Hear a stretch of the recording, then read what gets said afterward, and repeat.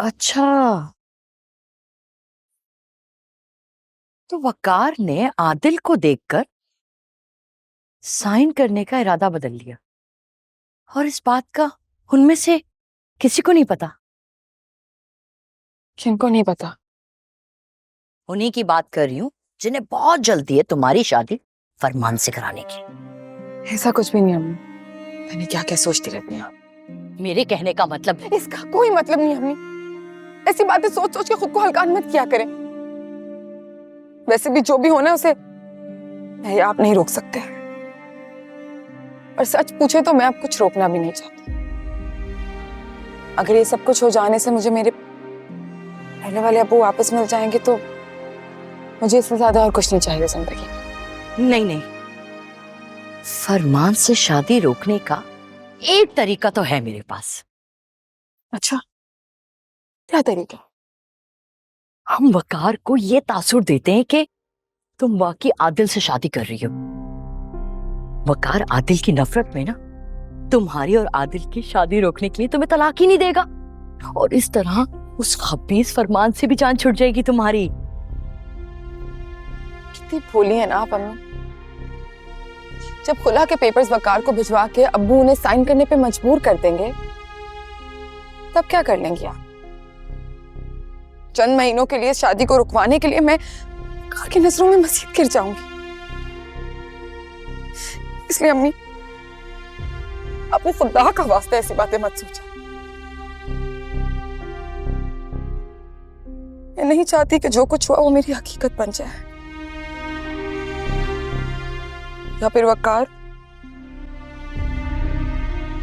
इन सब बातों को सच मान ले जो उन्हें दिखाई गई। की मिलिया तेनू की मिलिया मेरा दिल तोड़ के याद आंदी मैनू याद आंदी मेरा प्यार मोड़ दे। की मिलिया तेनू की मिलिया तेनू की मिलिया मेरा दिल तोड़ के।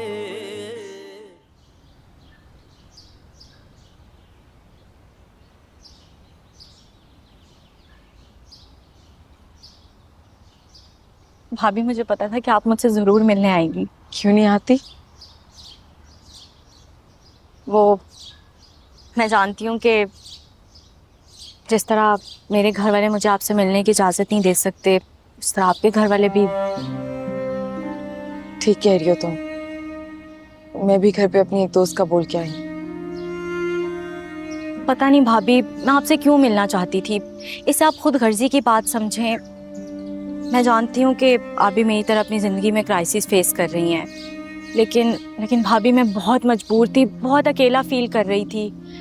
मुझे कहीं से कोई खबर कोई उम्मीद दिखाई नहीं दे रही थी जिस वजह से मैं ज़िंदा रह सकूं।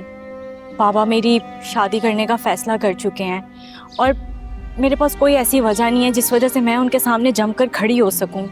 इस घुटनज़दा माहौल से ना मेरा दम घुट रहा था। मुझे आपकी बहुत शिद्दत से याद आ रही थी भाभी। मैं जानती हूँ कि हम दोनों एक दूसरे की मदद नहीं कर सकते, मगर एक दूसरे को अपना दुख सुनाकर, अपने दिल का हाल सुनाकर एक दूसरे के साथ दुख तो बांट सकते हैं ना। अब तुमने क्या सोचा है, क्या करोगी तुम? मुझे कुछ समझ नहीं आ रही भाभी। बाबा को शादी से तो इनकार कर चुकी हूँ, अगर बाबा ने इनकार की वजह पूछी तो मेरे पास उन्हें बताने के लिए कुछ नहीं है। सॉरी भाभी, मैं अपनी और अपने दुख और तकलीफ में इतना उलझ गई थी कि मैंने आपसे ये पूछा ही नहीं कि आपके साथ क्या हुआ। भाई ने आपसे क्या कहा? तुम इस वक्त इतनी परेशान हो, मुझे समझ नहीं आ रहा मैं तुम्हें क्या कहूँ। तुम्हारी मदद भी नहीं कर पा रही, इसलिए फिलहाल मेरे मसले को छोड़ो। मुझे ये बताओ कि तुम्हारे निकाह पे और लोग भी तो आए थे, तुम उनमें से किसी से मिली?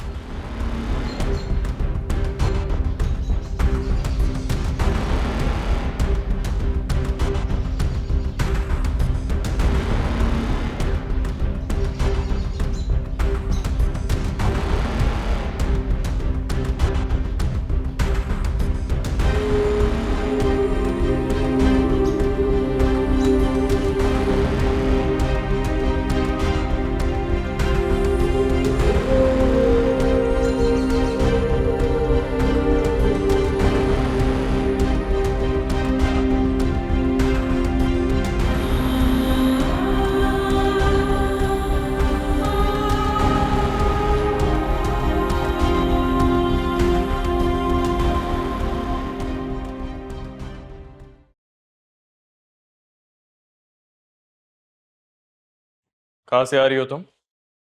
भाई ये कैसा सवाल है? मैं अपनी दोस्त से मिलने गई थी, मम्मा को बताकर गई थी मैं। क्या मैं पूछ सकता हूँ ये तुम्हारी दोस्त कौन है और कहाँ रहती है? क्या बात है वकार, तुम ऐसे सवाल क्यों कर रहे हो? मुझे भी बताओ। पहले मुझे इससे तो पूछने थे कि इसके दिमाग में क्या चल रहा है, आखिर ये करना क्या चाहती है। मैं आपको बताता हूँ मामा, ये इस वक्त बिरसा से मिलके आ रही है। क्या? फिरसा से? तुम्हारा दिमाग तो नहीं खराब हो गया? तुम क्या करना चाहती हो? जो कुछ इन लोगों ने हमारे घर आकर किया है, क्या वो तमाशा कम था? और तमाशा लगाना है? भाभी मेरी दोस्त है और मैं अपनी दोस्त से मिलकर आ रही हूँ। एमन, तुम हद से ज्यादा बढ़ रही हो। जिस औरत की वजह से हमारी जिंदगियों में इतने तूफान आए, जो मुझे धोखा देती रही, उसके साथ दोस्ती रख के तुम क्या साबित करना चाहती हो? नहीं भाई, मैं कुछ भी साबित नहीं करना चाहती। तुम्हें सब मालूम है, फिर भी तुम उससे मिलकर मेरे खिलाफ, इस घर के खिलाफ, उस औरत के साथ मिलकर कोई गेम तो नहीं खेलना चाह रही? जिस तरह उसने मुझे धोखा दिया, क्या आप तुम भी मुझे धोखा दोगी? ममा, आप इसे समझा लें।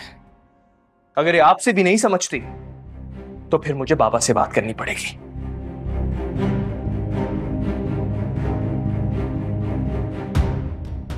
ये तुमने क्या कर दिया है? मैं तो इसे तुम्हारे हक में तुम्हारे बाप के सामने खड़ा करना चाह रही थी, तुमने इसे नाराज कर दिया। अब मैं क्या करूंगी? 3 दिन में तुम्हारा बाप तुम्हारी बात पक्की करना चाह रहा है। मम्मा ऐसा मत होने दें, आप तो जानती हैं ना अगर ऐसा हुआ तो क्या हो सकता है। बेटा अब मैं क्या करूंगी? मैं क्या कर सकती हूँ, तुम ही बताओ। मम्मा कुछ करे ना प्लीज मम्मा।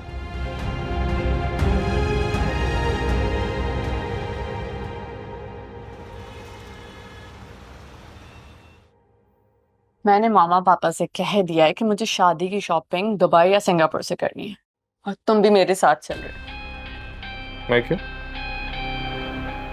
मैं क्यों? क्या प्रॉब्लम है?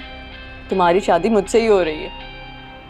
नहीं, वो मेरा मतलब ऑफिस है ना मेरा। 1 हफ्ते की तो बात है वकार। 1 हफ्ता कुछ ज्यादा नहीं है। आई एम श्योर तुमने टारगेटेड शॉपिंग करनी है, 1-2 दिन भी बहुत है। कोई नहीं, हम 1 हफ्ते के लिए ही जाएंगे और वैसे भी इसी बहाने हम दोनों को टाइम स्पेंड करने का मौका मिल जाएगा। कब से हम ऐसे ही रह रहे हैं, यू नो, और अंडरस्टैंडिंग हो जाएगी। अच्छा, और अगर वापस आने पर तुम्हें मैं पसंद नहीं आया तो क्या मुझे रिजेक्ट कर दोगी? काश मैं तुम्हें रिजेक्ट कर सकती, मेरी इतनी हैसियत का। ये खूबी तो आप जनाब में, जब चाहा जिसे चाहा अपनी जिंदगी से बाहर निकाल के फेंक दी। अब सॉरी, तुम्हारा मूड क्यों ऑफ हो गया? मैं अपने बारे में कह रही थी, तुमने मुझे रिजेक्ट किया था तो यू नो। नहीं वाह, एक्चुअली मेरे पास भी एक काश आ गया। काश मैंने तुम्हें कभी रिजेक्ट ही ना किया होता। सच में? वकार, मुझे लग रहा है मेरा हार्ट फेल हो जाएगा। ये तुमने बोला है? अच्छा, तुम चल रहे हो ना मेरे साथ? हाँ चलूंगा। खैर अभी हमारी एंगेजमेंट की बात हो रही है, उसी के बारे में बात करते हैं। मुझे बताओ अंकल ने इतना ज्यादा अरेंजमेंट क्यों कर दिया है? ऐसा तो लोग शादियों पे भी नहीं करते। मेरे मामा बाबा मेरी खुशी को इतना शानदार बनाना चाहते हैं कि वो चाहते हैं मेरी हर चीज, हर तकरीब दुनिया को हमेशा हमेशा याद रहे। और तुम भी अच्छे से तैयारी कर रहे हो ना? पता नहीं, बाबा ने हमारी एंगेजमेंट से पहले एमन की एंगेजमेंट रख दी है। यस आई नो, मैंने पहले उस पर ऑब्जेक्ट किया था, मगर उन्होंने बताया कि लड़के को 1 साल के लिए बाहर जाना है, स्टेट्स जाना है, कोई एग्जाम है, तो मैंने कहा ठीक है। मगर यू नो व्हाट बकार, मैं बहुत खुश हूँ।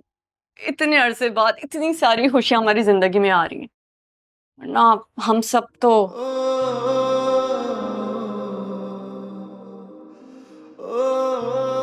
एनीवे, किस रंग का जोड़ा पहनोगी एंगेजमेंट पे?